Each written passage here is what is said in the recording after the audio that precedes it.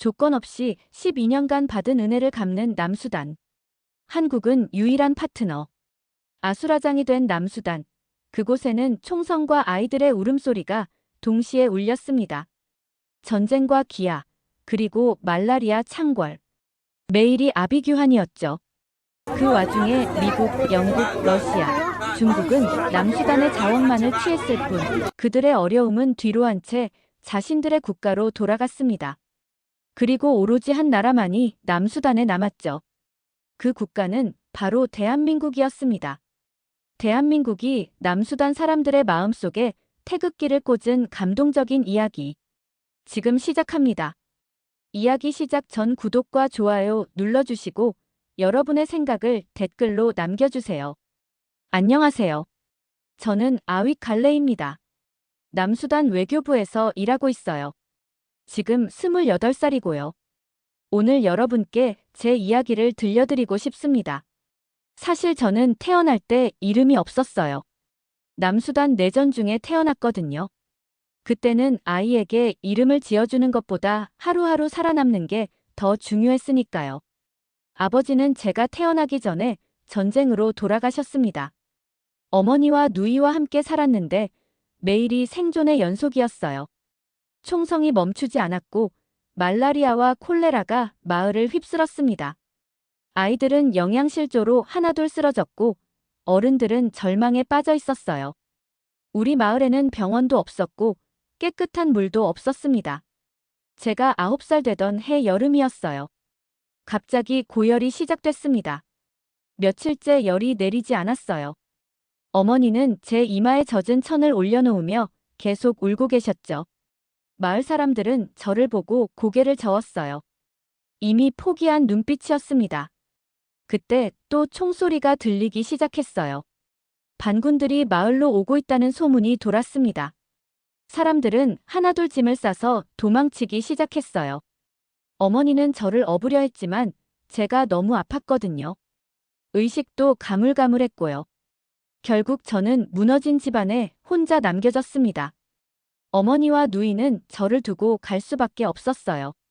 그때 저는 죽는구나 싶었어요. 정말 무서웠습니다. 그런데 그때 하늘에서 이상한 소리가 들렸어요. 헬리콥터 소리였습니다. 처음 들어보는 소리였는데 총소리와는 달랐어요. 그리고 얼마 후에 제 곁에 낯선 사람이 나타났습니다. 군복을 입고 있었는데 다른 군인들과는 뭔가 달랐어요. 총을 들고 있지 않았거든요. 대신 이상한 기계를 들고 있었습니다. 그 사람이 제게 다가와서 뭔가 말을 했어요. 물론 저는 알아듣지 못했지만 목소리가 부드러웠습니다. 그리고 제 가슴에 차가운 걸 대더니 제 맥박을 재기 시작했어요. 나중에 알았지만 그게 청진기였습니다. 그 사람 옆에는 작은 물병이 하나 있었는데 거기에 처음 보는 깃발 스티커가 붙어 있었어요. 파란색과 빨간색, 그리고 복잡한 무늬가 그려진 작은 깃발이었습니다. 나중에 알았지만 그게 태극기였어요. 그 사람은 저를 조심스럽게 업어서 헬기로 데려갔습니다. 제 평생 처음 타보는 헬기였어요. 그리고 임시로 만든 의료진료소로 갔는데 거기서 처음으로 제대로 된 치료를 받았습니다. 주사를 맞고 약을 먹고 깨끗한 물을 마셨어요. 그런데 무엇보다 놀라웠던 건 그 사람이 저에게 이름을 지어줬다는 거예요. 아윗이라고요. 남수단 말로 희망이라는 뜻입니다. 이제 괜찮아. 너 이름은 아윗이야. 그 말을 들었을 때 저는 처음으로 제가 누군지 알게 되었어요. 그 순간부터 저는 그냥 아이가 아니라 아윗이 되었습니다. 그 물 한 모금이 제 생명을 살렸고 그 이름 하나가 제 인생을 완전히 바꿔놓았어요. 한 달 동안 그곳에서 치료를 받았어요. 한국군들은 저를 정말 잘 돌봐줬습니다. 밥도 챙겨주고 간단한 한국어도 가르쳐줬죠. 안녕하세요. 감사합니다. 이런 말들이요. 저는 하루 종일 그 말들을 연습했어요. 처음으로 배운 외국어였거든요. 한국군 아저씨들은 제가 말할 때마다 웃으며 박수를 쳐줬습니다. 하지만 전쟁은 끝나지 않았어요. 총소리는 계속 들렸고 상황은 더 악화되고 있었습니다. 그 사이 어머니와 누이가 병에 걸렸다는 소식을 들었어요. 저는 그들에게 가고 싶었지만 아직 몸이 완전히 회복되지 않았거든요. 며칠 후 더 안 좋은 소식이 들려왔습니다. 어머니와 누이가 콜레라로 세상을 떠났다는 거였어요. 그 순간 저는 정말 혼자가 되었습니다. 세상에 아무도 없게 된 거죠. 한국군 아저씨가 제 어깨를 감싸며 위로해줬지만 저는 며칠 동안 아무것도 할 수 없었어요. 밥도 제대로 못 먹고 말도 하지 않았습니다. 그때 정말 절망스러웠어요. 살아야 할 이유를 찾을 수 없었거든요. 그런데 한국군이 철수한다는 소식이 들려왔어요. 상부 명령으로 다른 지역으로 이동해야 한다는 거였습니다. 저는 패닉 상태가 되었어요. 이제 정말 아무도 없게 되는 거잖아요. 한국군 아저씨들도 떠나면 저는 어떻게 살아야 하나요? 그날 밤 저는 잠을 이룰 수 없었습니다. 철수하는 날이 왔어요. 한국군들이 짐을 싸고 트럭에 올라탔습니다. 저는 그 뒤에서 손을 흔들며 작별 인사를 했어요. 눈물이 계속 났지만 참으려고 했습니다. 그들에게 패가 되고 싶지 않았거든요. 트럭이 천천히 움직이기 시작했어요. 그때 트럭 위에서 한 장병이 저를 향해 작은 종이를 던져줬습니다. 저는 그 종이를 주워서 펼쳐봤어요. 한글과 영어로 뭔가 적혀 있었는데 영어 부분은 조금 알아볼 수 있었어요. 공부해. 꼭 다시 만나자. 그 글씨를 보는 순간 가슴이 뭉클해졌습니다. 저를 기억해주고 다시 만나자고 약속해준 거예요. 저는 무너진 집터로 돌아갔습니다. 이제 정말 혼자였어요. 하지만 그 종이 때문에 완전히 절망하지는 않았어요. 누군가 저를 기다리고 있다는 생각이 들었거든요. 저는 그 종이를 보물처럼 간직하며 공부하기 시작했습니다. 낮에는 일을 해서 먹을 것을 구하고 밤에는 촛불을 켜고 책을 읽었어요. 마을에 남은 몇 안 되는 책들을 구해서 읽었습니다. 영어를 배우고 한글도 조금씩 익혔어요. 그 종이에 적힌 글씨를 따라 쓰면서 연습했습니다. 정말 힘들었지만 포기하지 않았어요. 언젠가 그 한국군 아저씨를 다시 만날 거라는 믿음이 있었거든요. 12년이 지났습니다. 저는 열심히 공부해서 대학에 갔고 외교부에 취직했어요. 그리고 드디어 한국과의 공식 회의에 참석할 기회가 생겼습니다. 제 평생 꿈꿔온 순간이었죠. 그 종이에 적힌 약속을 지킬 수 있는 기회였어요. 서울 회의실에 들어갔을 때 저는 한국 측 대표들을 하나하나 살펴봤습니다. 그리고 놀라운 일이 일어났어요. 그중 한 분이 저를 유심히 바라보더니 뭔가 기억하는 듯한 표정을 짓는 거예요. 바로 12년 전 저에게 그 종이를 던져주신 그 장병이었습니다. 이제 한국 외교부 국장이 되어 회의실에 앉아 계셨어요. 서울의 한 정부청사 회의실이었습니다. 높은 천장과 커다란 테이블, 그리고 양쪽에 앉은 한국과 남수단 대표단들. 저는 떨리는 마음으로 그 자리에 앉았어요. 12년을 기다린 순간이었거든요. 한국 측에는 외교부 국장을 비롯해 여러 고위 관계자들이 앉아 있었습니다. 회의는 차분하게 진행되고 있었어요. 양측 모두 공식적인 협상 분위기였죠. 한국 측에서는 남수단과의 경제협력 방안에 대해 설명했고 저희 측에서는 자원 개발과 인프라 구축에 대한 제안을 내놓았습니다. 모든 사람들이 서류와 보고서에 집중하고 있었어요. 숫자와 통계, 그리고 차가운 분석 자료들이 오갔습니다. GDP 대비 몇 %, 투자 수익률 몇 %, 이런 말들이요. 저는 그 모든 얘기를 들으면서도 계속 한 사람을 바라보고 있었어요. 바로 12년 전 저에게 그 종이를 건네준 그분이었습니다. 지금은 국장이 되어 계시더군요. 그분도 저를 계속 바라보고 계셨어요. 뭔가 익숙한 느낌이 든다는 표정이었습니다. 하지만 확신은 못하시는 것 같았어요. 당연하죠. 9살 아이가 28살 어른이 되었으니까요. 저는 그때를 기다리고 있었습니다. 제가 준비한 특별한 순간을요. 회의가 한창 진행되던 중이었어요. 한국 측에서 구체적인 협력 근거가 필요하다고 말씀하시더군요. 왜 남수단이 한국과 특별한 관계를 맺어야 하는지에 대한 명확한 이유가 있어야 한다는 거였습니다. 바로 그때였어요. 저는 조용히 가방을 열었습니다. 가방 안에는 제가 가장 소중히 간직해온 것이 들어있었어요. 낡고 구겨진 사진 한 장이었습니다.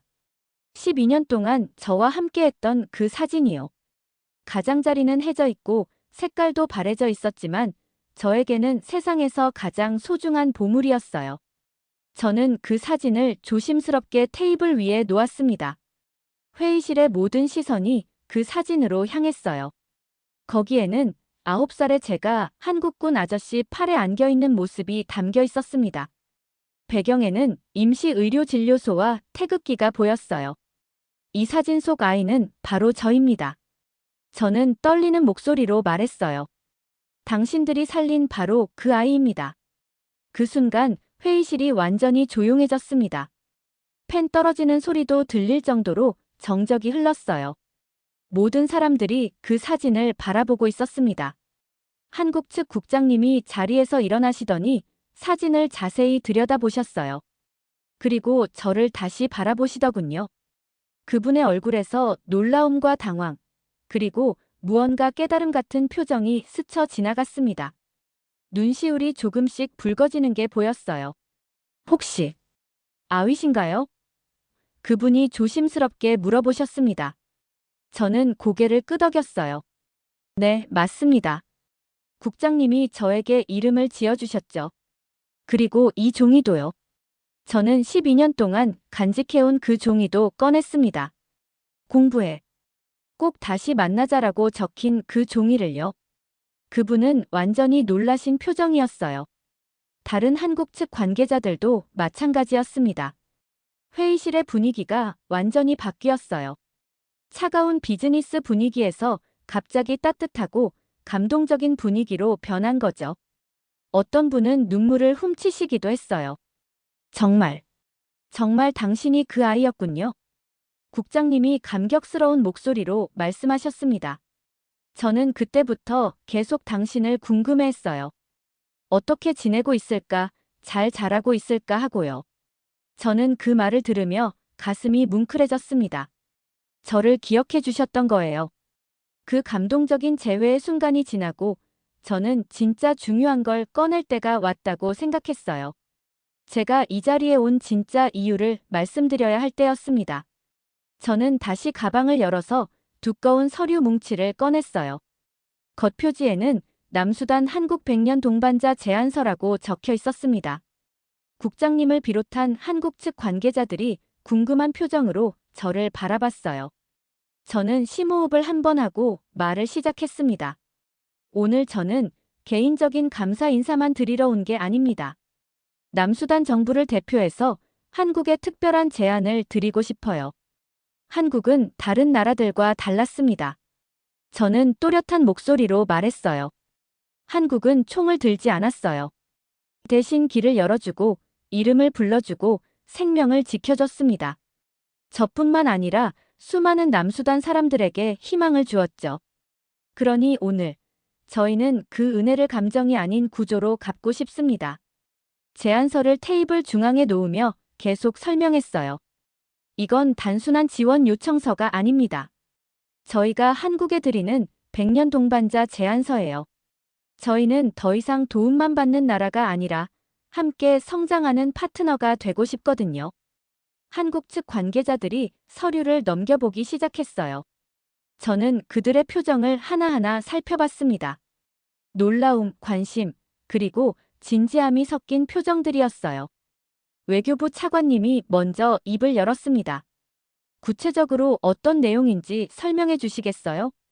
6개 분야 협력을 제안합니다. 저는 준비해온 프레젠테이션 자료를 펼쳤어요. 도로, 식수, 보건, 에너지, 교육, 무역 분야에서 공동 수익형 구조를 만들자는 겁니다. 한국이 기술과 자본을 투자하면 저희는 인력과 자원을 제공하죠. 그리고 발생하는 수익을 함께 나누는 거예요. 국장님이 관심 있는 표정으로 물어보셨어요. 남수단 측에서 제공할 수 있는 구체적인 것들이 있나요? 저는 이 질문을 기다리고 있었어요. 저희에게는 석유와 희귀 자원이 풍부합니다. 한국에 우선권을 일부 제공할 용의가 있어요. 다른 나라들보다 더 유리한 조건으로요. 회의실이 다시 조용해졌어요. 이번엔 놀라움보다는 진지한 검토의 시간이었습니다. 경제협력국장님이 계산기를 두드리며 뭔가 계산하고 계셨고, 다른 분들은 서류를 자세히 읽어보고 계셨어요. 왜 하필 한국인가요? 한 관계자가 물어봤습니다. 중국이나 미국 같은 큰 나라들도 많은데요. 저는 이 질문에 대한 답을 평생 준비해왔어요. 바로 그래서입니다. 큰 나라들은 저희를 이용하려고만 했어요. 자원만 가져가고 떠났죠. 하지만 한국은 달랐어요. 한국은 저희와 함께 성장하려고 했습니다. 제 목소리에 확신이 담겼어요. 저희 사람들을 교육시키고 기술을 가르쳐주고 인프라를 함께 만들었어요. 그래서 저희는 한국을 믿을 수 있어요. 한국과 함께라면 진짜 서로 윈윈이 가능하다고 생각합니다. 국장님이 고개를 끄덕이시며 말씀하셨어요. 정말 의미 있는 제안이네요. 하지만 이런 큰 결정은 여러 부처와 협의가 필요할 것 같은데요. 저는 물론 그럴 거라고 생각했어요. 당연히 시간이 필요하다는 걸 알고 있습니다. 저희도 충분히 기다릴 용의가 있어요. 다만 한 가지만 말씀드리고 싶어요. 저는 마지막으로 가장 중요한 말을 했습니다. 저희는 단순한 수혜국이 아니라 은혜를 품은 파트너가 되고 싶습니다. 12년 전에 받은 그 은혜를 이제는 나라 차원에서 갚고 싶어요.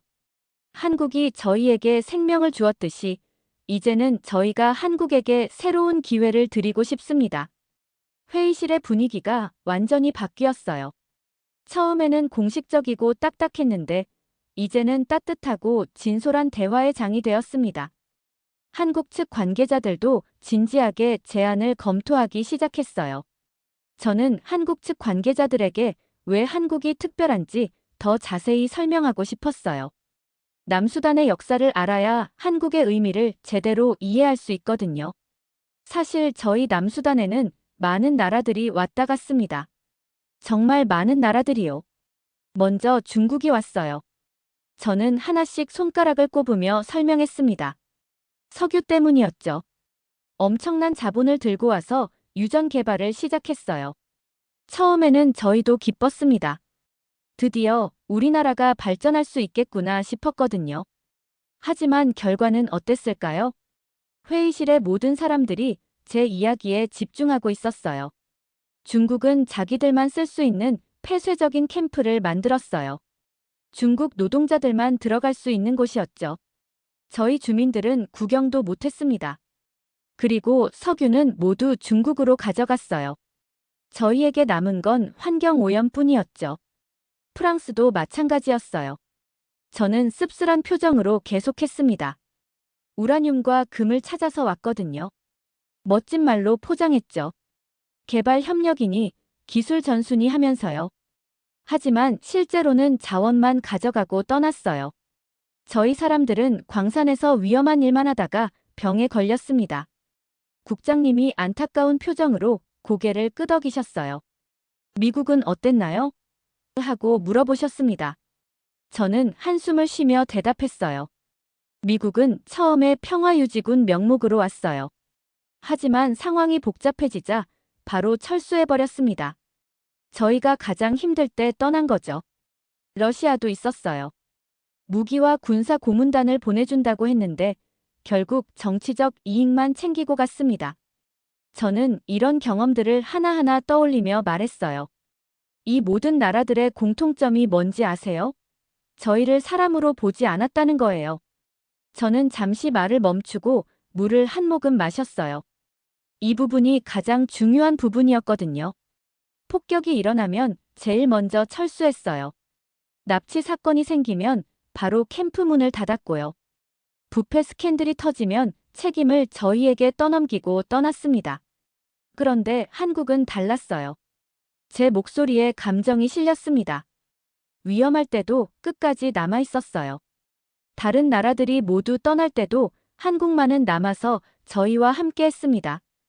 왜 그랬을까요? 한국에는 특별한 자원도 없었는데 말이에요. 저는 회의실을 둘러보며 한국 측 관계자들의 표정을 살펴봤어요. 자랑스러우면서도 겸손한 표정들이었습니다. 한국군은 도로를 닦았어요. 저희가 쓸 수 있는 도로를요. 우물을 고쳤어요. 저희가 마실 수 있는 깨끗한 물이 나오는 우물을요. 학교를 지었어요. 저희 아이들이 다닐 수 있는 학교를요. 그리고 무엇보다 중요한 건 한국군은 저희 아이들의 이름을 외웠다는 거예요. 이 부분에서 제 목소리가 조금 떨렸습니다. 다른 군인들은 저희를 번호로 불렀어요. 환자 1번, 환자 2번 이런 식으로요. 하지만 한국군은 저희 이름을 하나하나 기억해줬습니다. 저는 마을에서 들었던 한 주민의 말을 떠올렸어요. 제가 마을 할머니 한 분께 들은 얘기가 있어요. 그분이 이렇게 말씀하셨거든요. 다른 군인들은 우리를 번호로 불렀습니다. 한국군만 우리 이름을 기억했습니다. 그분의 손자 이름은 오콜로였어요. 한국군 아저씨들은 그 아이를 오콜로라고 불러줬습니다. 처음에는 발음이 어려워서 오코로, 오구로 이렇게 불렀대요. 하지만 계속 연습해서 정확하게 오콜로라고 부를 수 있게 되었다고 해요. 회의실이 조용해졌어요. 모든 사람들이 제 이야기에 빠져 있었습니다. 그 할머니가 저에게 한 말이 있어요. 이름을 불러주는 건 그 사람을 인정해주는 거라고요. 한국군은 저희를 숫자가 아니라 사람으로 봐줬다는 거죠. 그래서 저희는 한국을 절대 잊을 수 없어요. 저는 확신에 찬 목소리로 말했습니다. 다른 나라들은 저희가 가진 것만 보았지만 한국은 저희 자체를 봤어요. 그래서 지금도 저희 마을 사람들은 한국하면 가슴이 따뜻해집니다. 국장님이 감동받은 표정으로 말씀하셨어요. 정말 몰랐던 이야기네요. 현지에서는 그런 일들이 있었군요. 저는 고개를 끄덕이며 대답했어요. 네, 그래서 오늘 이 제안이 더욱 의미가 있는 거예요. 진짜 파트너십이 무엇인지 아는 나라끼리 만나는 거니까요. 몇 주 후 한국에서 실사단이 남수단을 방문했어요.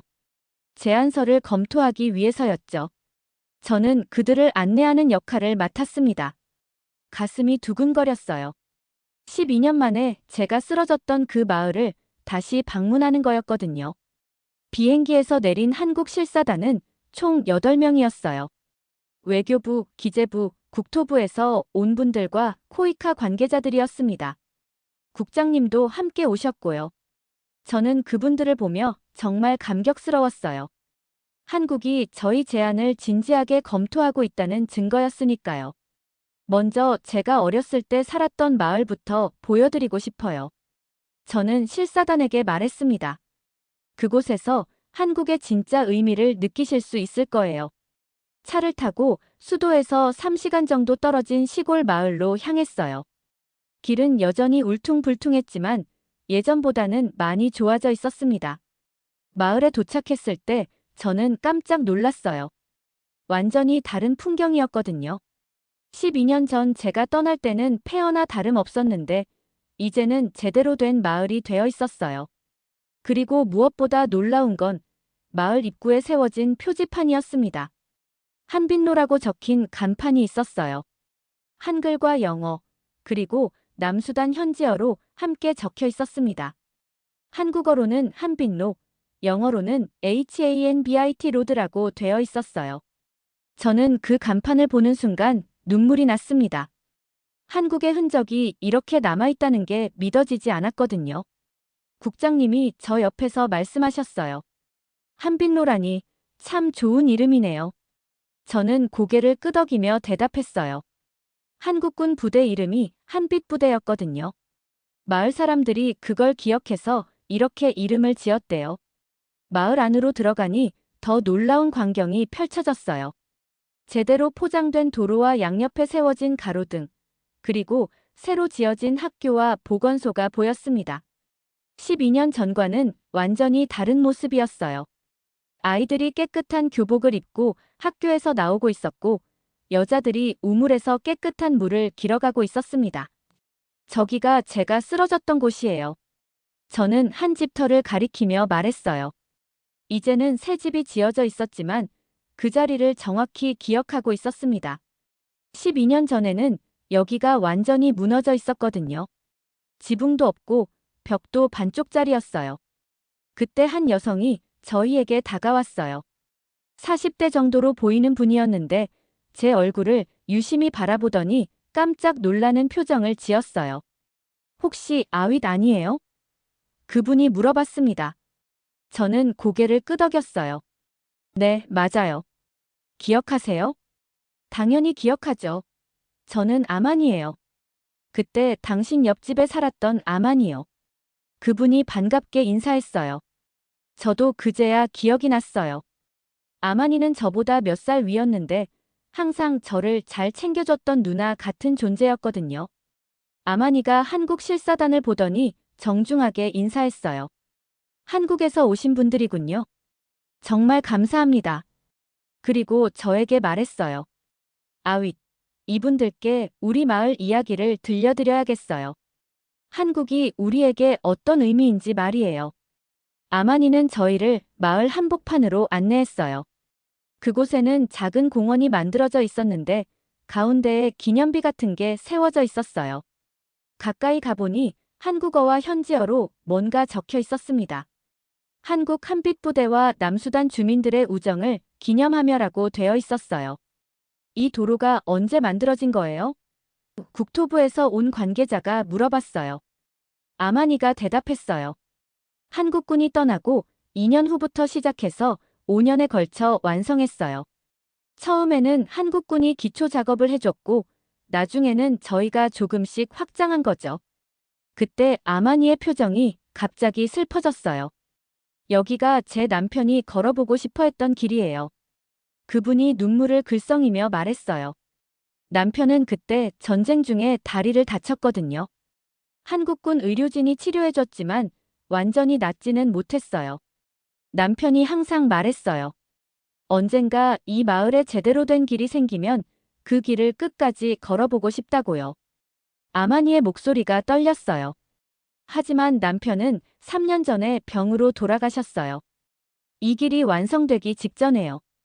국장님이 조용히 아마니의 어깨에 손을 올리며 위로했어요. 분명히 하늘에서 이 길을 보고 계실 거예요. 아마니가 고개를 끄덕이며 대답했어요. 네, 저도 그렇게 생각해요. 그래서 이 길이 더 소중한 거예요. 한국군이 그 길을 열었고 저희가 그 길을 지켜온 거거든요. 한국으로 돌아간 실사단의 보고서는 매우 긍정적이었어요.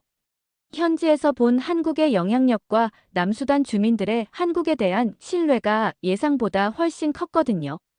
2주 후 한국 정부에서 공식 연락이 왔습니다. 저희 제안서를 정식으로 검토하겠다는 내용이었어요. 저는 그 소식을 듣고 가슴이 뛰었어요. 12년을 기다린 보람이 있는 것 같았거든요. 한국 외교부에서는 관계부처 합동검토단을 구성한다고 했어요. 외교부는 물론이고 기재부, 국토부, 산업부, 그리고 코이카까지 모두 참여한다는 거였습니다. 이 정도 규모의 검토단이 구성된다는 건 한국 정부가 우리 제안을 정말 진지하게 보고 있다는 뜻이에요. 저희 남수단 외교부 장관님이 말씀하셨어요. 아윗, 당신이 시작한 일이 정말 큰 변화를 만들어내고 있어요. 한 달 후 한국에서 더 놀라운 소식이 들려왔어요. 한빛부대, 코이카, 그리고 카이스트까지 연결된 종합적인 협력 모델을 만들고 있다는 거였습니다. 군사적 평화 유지, 개발 협력, 그리고 기술 교육을 하나로 묶는 완전히 새로운 형태의 파트너십이었어요. 국장님에게서 직접 전화가 왔어요. 아윗 씨, 정말 대단한 일을 해내셨어요. 이번 협력 모델은 한국 정부 역사상 처음 시도되는 방식입니다. 다른 부처들이 모두 관심을 보이고 있어요. 그 말을 들으니 정말 꿈 같았어요. 구체적으로 어떤 내용인가요? 제가 물어보니 국장님이 자세히 설명해 주셨어요. 한빛부대는 평화 유지와 안전 보장을 담당하고 코이카는 개발 사업을 진행하고 카이스트는 기술 교육과 인력 양성을 맡는 거예요. 세 기관이 유기적으로 연결되어 움직이는 거죠. 정말 놀라웠어요. 제가 어렸을 때 받았던 도움이 이렇게 큰 틀로 발전할 줄은 상상도 못했거든요. 이걸 한국형 파트너십 모델이라고 부르기로 했어요.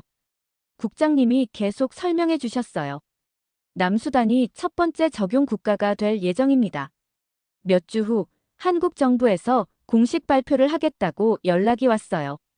저도 함께 참석해서 기자회견을 하자는 거였습니다. 저는 다시 서울로 향하는 비행기에 몸을 맡겼어요. 이번에는 완전히 다른 마음이었어요. 12년 전에 그 약속이 드디어 현실이 되는 순간이었으니까요. 서울 정부청사 브리핑룸에 도착했을 때 정말 많은 기자들이 와 있었어요. 한국 언론은 물론이고 해외 언론사들도 관심을 보이고 있었습니다. 남수단 소년이 외교관이 되어 한국과 역사적 협정을 맺는다는 스토리가 화제가 된 거였어요. 외교부 장관님이 먼저 발표를 시작하셨어요.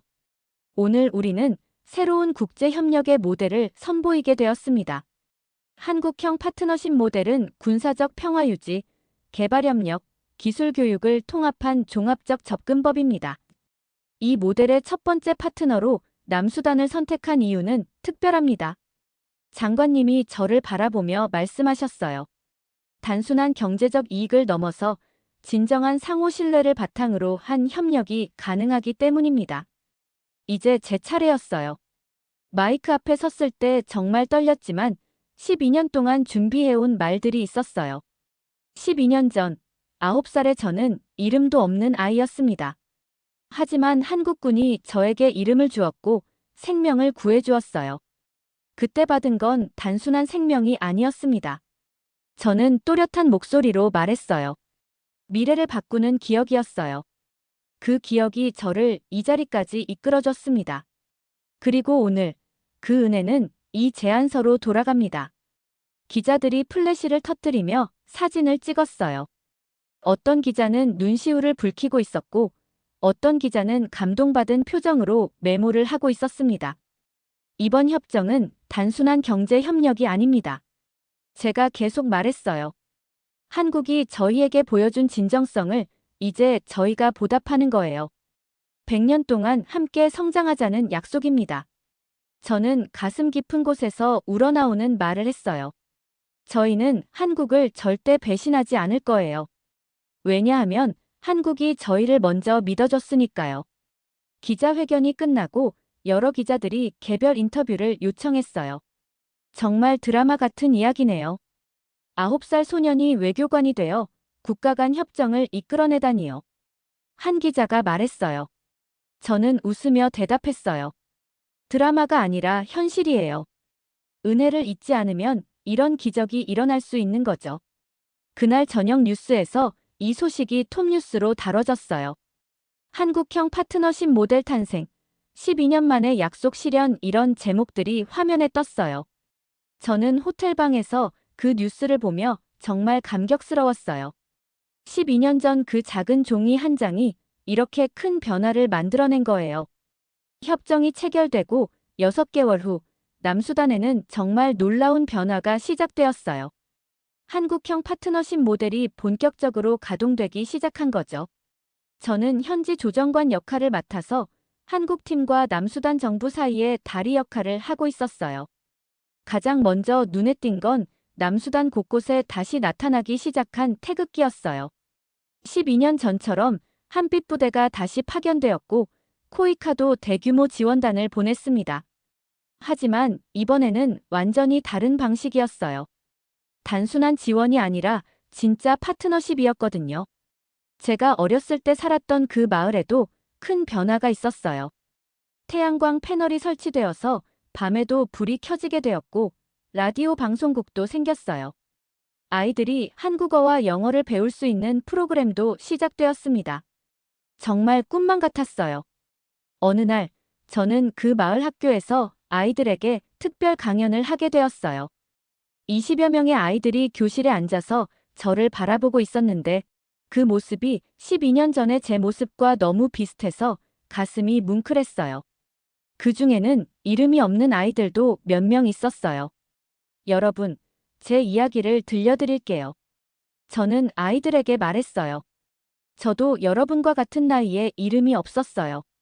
그런데 한국에서 온 아저씨가 저에게 이름을 지어주셨죠. 아윗이라는 이름을요. 아이들이 호기심 어린 눈으로 저를 바라봤어요. 내가 이 이름을 처음 얻었던 날, 나는 살아야겠다고 결심했단다. 저는 아이들의 눈을 하나하나 바라보며 말했어요. 그 이름이 나에게 희망을 줬거든. 그래서 열심히 공부했고, 지금 이 자리까지 올 수 있었어. 한 아이가 손을 들고 물어봤어요. 아저씨, 저희도 한국 사람들을 만날 수 있어요? 저는 웃으며 대답했어요. 물론이지. 이제 한국 사람들이 여러분과 함께 살 거야. 여러분을 가르쳐주고, 함께 놀아주고, 여러분의 이름도 기억해줄 거야. 그때 교실 뒤쪽에서 익숙한 목소리가 들렸어요. 안녕하세요, 아이들아. 저는 깜짝 놀라서 뒤를 돌아봤어요. 바로 12년 전 저를 구해준 그 국장님이었습니다. 이제는 남수단 프로젝트 총괄 책임자가 되어 계셨어요. 아이들이 신기한 듯 국장님을 바라봤어요. 국장님은 아이들에게 다가가서 한 명씩 이름을 물어보기 시작했어요. 너는 이름이 뭐니? 나는 데이빗이에요. 아, 데이빗이구나. 멋진 이름이네. 그 모습이 12년 전과 똑같았어요. 이름이 없다고 대답하는 아이들에게는 국장님이 직접 이름을 지어주었어요. 너는 모세라고 하자. 강하고 용감한 지도자가 되라는 뜻이야. 그 아이의 얼굴에 환한 미소가 떠올랐어요. 12년 전 제 모습과 똑같았어요. 수업이 끝나고 국장님과 함께 마을을 둘러봤어요. 곳곳에 태양광 패널이 설치되어 있었고, 새로 만든 우물에서는 깨끗한 물이 나오고 있었어요. 라디오에서는 한국어 교육 프로그램이 나오고 있었고, 아이들이 따라하며 웃고 있었습니다. 정말 많이 변했네요. 국장님이 감회에 젖은 목소리로 말씀하셨어요. 12년 전에는 상상도 못했던 일이에요. 저는 고개를 끄덕이며 대답했어요. 이제 그 은혜를 나라가 대신 갚을 차례예요. 제가 받은 도움을 이제는 우리나라 전체가 갚는 거죠. 마을 어르신들이 저희를 둘러싸며 감사 인사를 했어요. 정말 고맙습니다. 한국 덕분에 우리 마을이 완전히 달라졌어요. 한 할머니가 눈물을 흘리며 말씀하셨어요. 우리 손자들이 이제 꿈을 꿀 수 있게 되었어요. 그날 저녁, 저는 라디오 방송에 출연했어요. 남수단 전역에 저희 이야기를 전하고 싶었거든요. 친애하는 남수단 국민 여러분, 저는 아윗 갈레입니다. 오늘 여러분께 정말 중요한 이야기를 하고 싶어요. 12년 전, 한 명의 한국군이 9살 아이를 구했습니다. 그 아이가 바로 저였어요. 그리고 오늘, 그 은혜가 우리나라 전체의 희망으로 돌아왔습니다. 저는 마이크에 대고 또렷하게 말했어요. 한국은 우리가 가장 어려울 때 함께 해줬습니다. 다른 나라들이 모두 떠날 때도 끝까지 남아 있었어요. 그래서 저는 확신합니다. 한국은 우리 남수단의 진정한 파트너라고요. 방송이 끝나고 여러 지역에서 전화가 걸려왔어요. 우리 마을에도 한국 사람들이 와줄 수 있나요? 우리 아이들도 한국어를 배울 수 있을까요? 모든 사람들이 희망에 차 있었어요. 그날 밤, 저는 별이 가득한 남수단의 하늘을 바라보며 생각했어요. 12년 전 그 작은 물병 한 개가 이렇게 큰 변화를 만들어낼 줄 누가 알았을까요? 이름 하나가 한 나라의 운명을 바꿀 줄 누가 상상했을까요? 그 누구도 남지 않던 그 땅에 끝까지 남아준 단 하나의 나라가 있었습니다. 우리는 이제 자신 있게 말할 수 있어요. 한국은 우리 남수단의 유일하고 진정한 파트너라고요. 그리고 이 파트너십은 앞으로 100년 동안 계속될 거예요. 저처럼 한국의 은혜를 받은 아이들이 자라나서 또 다른 기적을 만들어낼 테니까요.